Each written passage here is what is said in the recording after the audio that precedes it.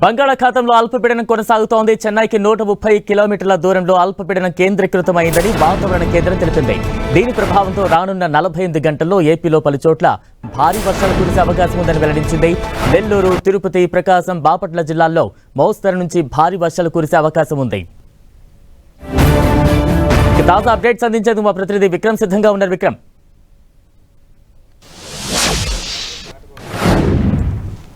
బంగాళాఖాతంలో ఏర్పడినటువంటి అల్పపీడనం కారణంగా రానున్న 48 గంటల్లో నెల్లూరు, తిరుపతి, అదేవిధంగా ప్రకాశం, బాపట్ల జిల్లాలకు మోస్తారు నుంచి భారీ వర్షాలు కురిసే అవకాశం ఉంది.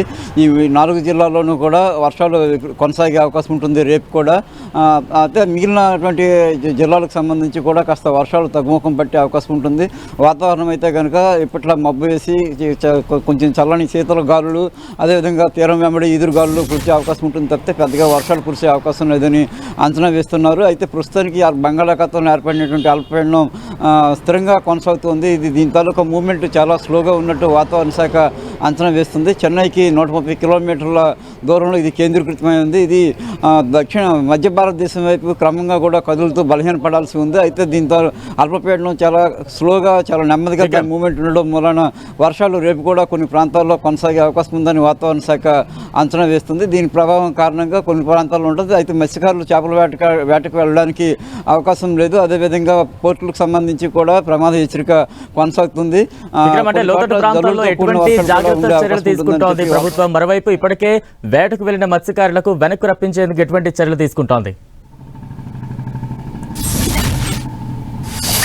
ప్రభుత్వం ఇప్పటికే పూర్తి స్థాయిలో కూడా అప్రమత్తమైంది. మిగిలిన జిల్లాల్లో అన్ని చోట్ల కూడా గత 3-4 రోజులుగా కురిసిన వర్షాల కారణంగా భారీ ఎత్తున పంట నష్టం జరిగిన నేపథ్యంలో రైతులంతా కూడా అప్రమత్తంగా ఉన్నారని చెప్పి సూచించడం జరిగింది. మత్స్యకారులంతా కూడా ఎవరు చేపల వేటకు వెళ్ళొద్దని గతంలో చేసిన హెచ్చరికల మేరకు ప్రస్తుతానికి హార్బర్కి చేరుకున్న వాళ్ళంతా ఉన్నారు.